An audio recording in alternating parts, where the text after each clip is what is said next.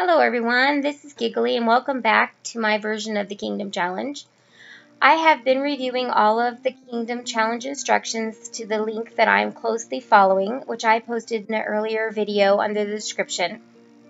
Again, this is just for fun, so I'm not counting points, and at the end it said that go ahead and put my own variety and swing into it, so I have.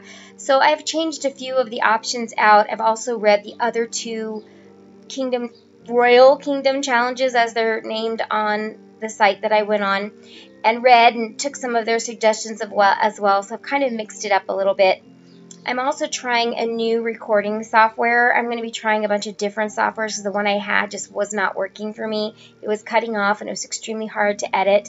Now, as I'm trying these trial softwares, there isn't a lot of editing tools because you have to purchase them to get those editing tools, so I apologize for any delays in loading screens and whatnot, because I don't really have options of editing a lot of this right now. But I did want to catch you up to where we are, because I've played and I've recorded and I've lost a few, and so I lost that, so you guys are kind of far behind. Plus, I wanted to get them older so that I could get into the next generation. And I believe the last time I recorded, we were having, or was able to put the recording up, was Lady Carrington going over to Mother Shipton, which is our resident witch, to get a carrot to be able to have a boy, which she did. This is Duke Drake right here with the family. The other thing that was going on was Mrs. Ogden had gotten pregnant with the king's daughter, and she didn't want her husband to know. So when the baby was born and turned into a child with red hair, she then took the baby over to Sister Evangelina, who is going to be raising Penelope. She also will be raising any other illegitimate children should the need arise. It'll just depend on how the storyline's going and what I decide to do, which kids she's going to get. Depends on, you know, if it's the queen or the king or however. I'll figure that out as we go. I've also created a Google Docs, which I've also attached to the description of this video. And basically it just gives me my classes, what kind of colors, hairs, and eyes I start out with, their last names.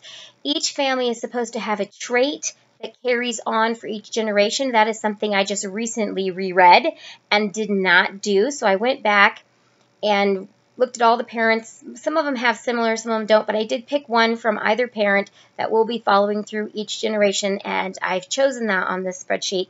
I put what funds I started them out with because they had different options, and so that's how I started mine. And then again with the tax, this is how I'm charging the taxes once a week when I go in and play on their family, because I didn't want to do percentages. That was just too much for my head to try and think about. We have got a bunch of first generation heirs, and again in this game I chose to go through the matriarchy system because that's the way the game always gives the child the mom's name anyways. So it's going to be the firstborn daughter. Unless something happens to her, then it would go on to the surviving children. Then it could be a boy or a girl, depending on who survives, if my kids pass away before they get married, have children, whatever.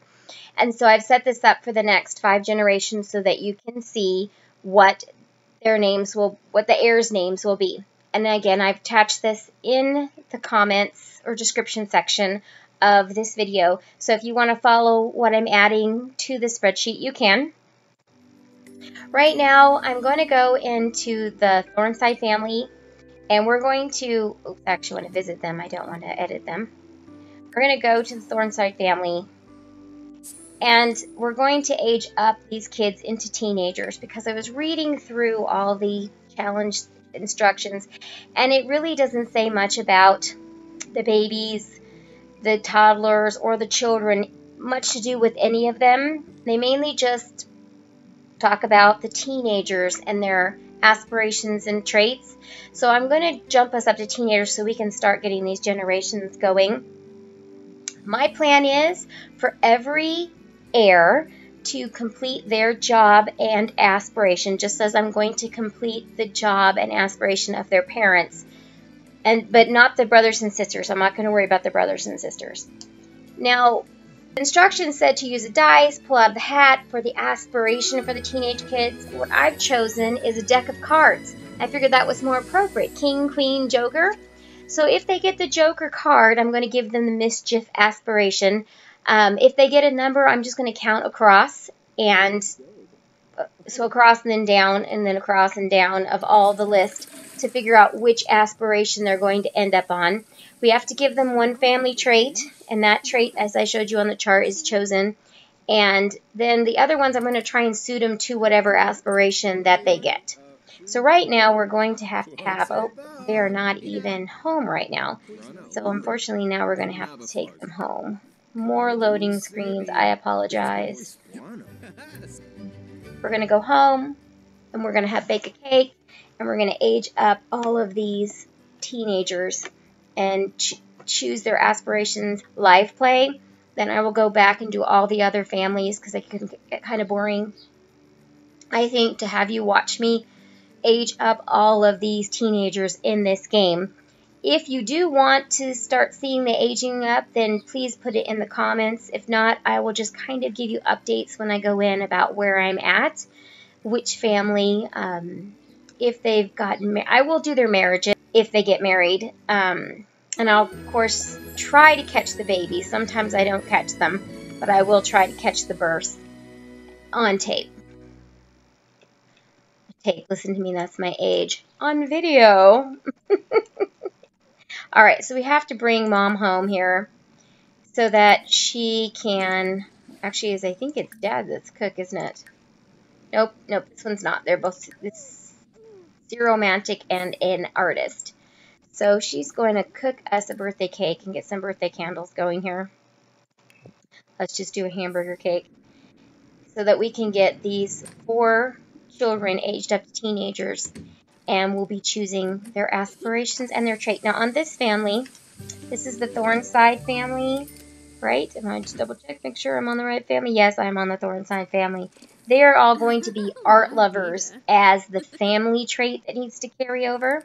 Hope you better hurry up. Oh, there's already a hamburger cake here. What's with that?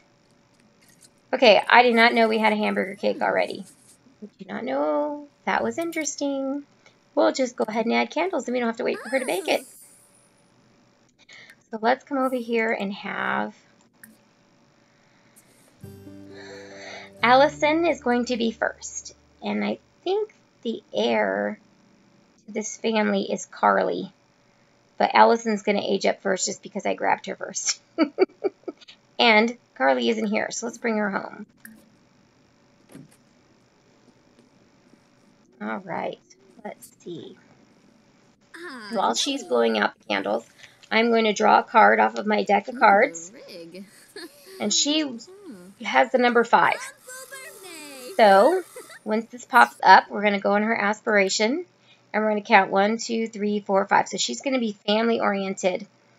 And since we're not vampires, we're not going to do that. So then we have to choose between these two. So let's just go 1, 2, 3, 4, 5. So she's going to have a successful lineage.